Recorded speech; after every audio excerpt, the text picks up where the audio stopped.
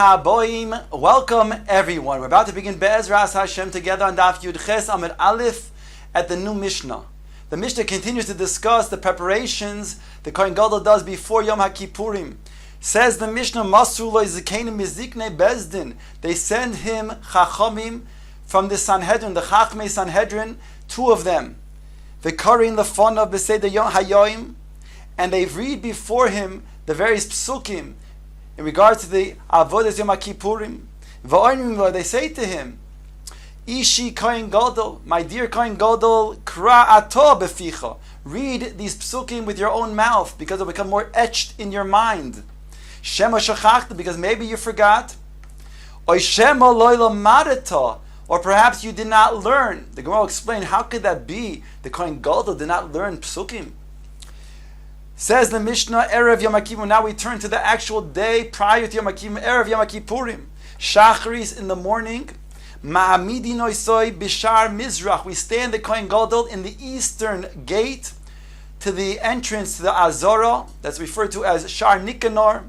Uma'avirin lefonav parim ve'elim ukvosim. And we allow various animals to pass before him, the parim, the elim, and the kvosim. Why? He'll become then accustomed and recognize these animals for the next day's avodah on Yom HaKippurim. Kol shiva hayamim, the Mishnah continues, lo hayu moinim mimenu meichlo mishte. Throughout the entire week, when he is segregated, we do not prevent him to have any types of food, and we don't say that he has a certain limitation on the amount of food and drink that he drinks and eats. Erev Yom HaKippurim im chashecha, however, on Erev Yom HaKippurim, towards the late afternoon, lo hayu menichin oisoi le'echol harbe. We don't allow him to eat a lot. Why? Bibnei sha'meichel mevi des hashena. Because the food, that brings him to sleep. If he eats too much, he becomes tired, and thereby he could fall asleep, and we want to keep him awake the night of Yom HaKippurim. Why? Because if he falls asleep, he might see Keri and be rendered Tamei and possible to do the Avodah, and only the Kohen Gadol can do the Avodah on Yom HaKippurim. The Gemara asks right away, Bishlam Shema Shochach L'chai. That's very well, we can understand that the Kohen Gadol may have forgotten, and therefore the Psukim has to be reminded to him. Elo Shema Lo Lomad, but to say that the Kohen Gadol did not learn, would we establish a Kohen Gadol in such a situation? Ask the Gemara Vatanya. Behold, it says in the Brisa, the Kohen who is above than from his brothers. The pasuk says Gadol me'echov. He's above them. Bekoyach, benoi, bechachma, uve'osher. He's greater than his brothers in strength, in beauty, in wisdom, and in wealth. The Brisa continues and asks, Acherim oimrim, minayin she'im ein loi.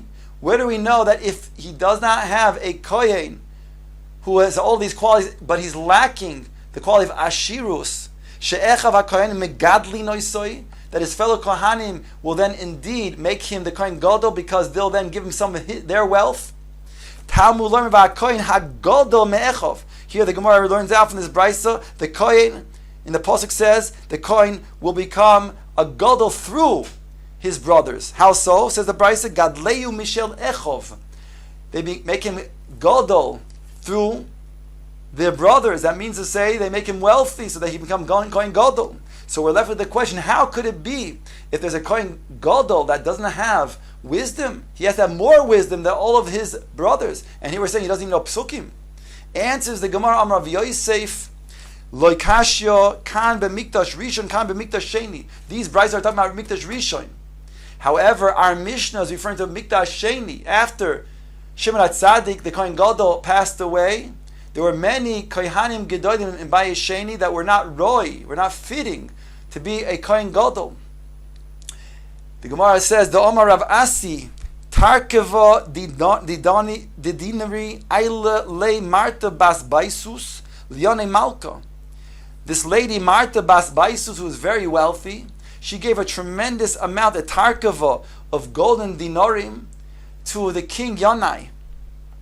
Al de ukmei lehoshua ben Gamla bekane Ravravi, that her husband Lehoshua ben Gamla shall become the Kohen Gadol. So although he was known to be righteous, but he obviously did not have the proper amount of chachma greater than his brothers.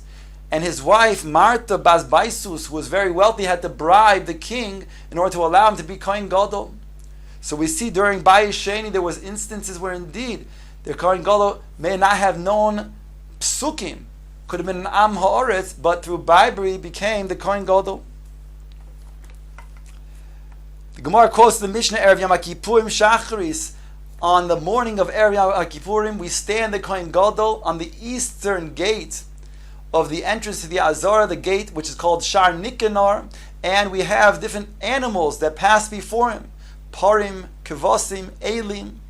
The Gemara points out, Tana, the Brisa teaches Af HaSi'irim, even he-goats. Ask the Gemara, Tana Didon, my time Tani Si'irim. Why does our Tana in our Mishnah not mention he-goats, Si'irim? It mentions Parim, Kevosim, and Elim, but not Si'irim. Answers the Gemara, Kivan da al chet ka'asu chol shadaite. Since Seirim come for chet, to bring a kapar for the chatoim of Klal Yisrael, therefore he would have a chalishus adas. In other words, there are 3 different Seirim that are brought on Yom Kippurim. 2 of them in the Garal, one for Garal that comes out to be a chatas lashem, the blood is then sprinkled in the Kodesh Kadoshim. The other one that comes out in the Garal is taken to Azazel.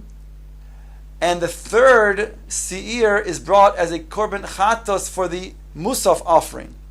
So we're saying that the Kohen Gadol, if he sees the Seir, he might have Chalishas Hadas. Gemara asks, Ihochi, then Parnami al Chet Hava the Osi. Then also, why are we allowing Parim to then pass before him? The Par also is an animal that brings for sin as a Chatos, as a Chet, for Kapara. Answers the Gemara, Par Kivan the Alov al Echov Hakanim Hu da Osi. Since the Par is coming for himself and the Chatoim of his fellow Kohanim, Be'echov HaKohanim I'ika Inish the Is Be Milsa Mide Yodele Umahadele B'tshuva. Amazing. It says that the Kohen Gadol would know that one of the Kohanim did a sin, and he then get him to tshuva, and therefore that would not then be a problem to have a par go before him, because he'll then know that tshuva was done. However, Bekula Yisrael Lo Hayada, the rest of Klal Yisrael, he doesn't know if somebody in Klal Yisrael did a sin, and therefore he could have Chalishas Adas if the Seirim passed before him. Omar Ravina said, Hainu Da'aminish. This is what people say in regards to then what we just mentioned, that Kohen Gadol knows exactly what's going on with his brothers. So people in their own family are familiar with what's going, the ins and outs of their fellow family. Ibar Achtich Daili Have. If you have a nephew, your sister's son, who is a policeman, Chazi Bishuka Kamei Lo Tachlif. Don't pass by him in the shuk, because he may know that you have money that belongs to the government, and he'll then take it away from you.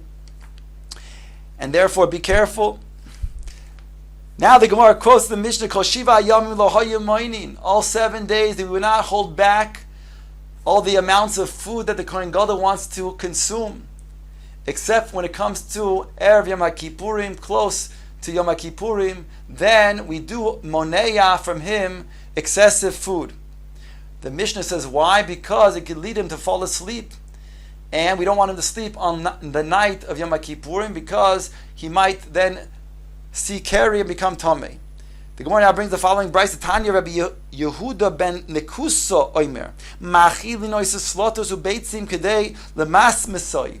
We feed him flour and eggs so that he'll then loosen his bowels. He'll have empty bowels the next day when he does the avodah. Omrulo, they said to him, Kol shekein she'ata mevil de chimum.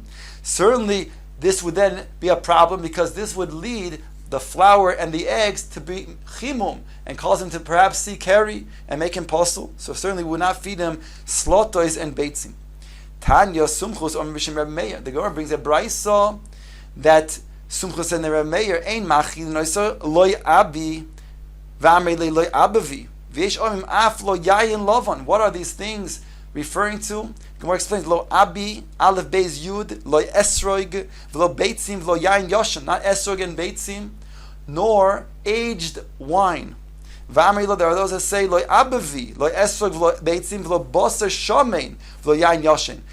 Here it's talking about, in addition to what we said before, fatty meats. V'yeshoim af lo yain lovon, v'nesha yain lovon mevi es ha'adam lidei tumah. Some include white wine, even if it's not aged, that can also lead to tumah. Ton Rabbanon, the Gemara brings a brayso in regards to a zov. A zov, if he only sees once, then it's like somebody seeing Keri, and therefore that day is tameh, he's toiv on the mikvah, and then Herev Shemesh, that night he becomes Torah again.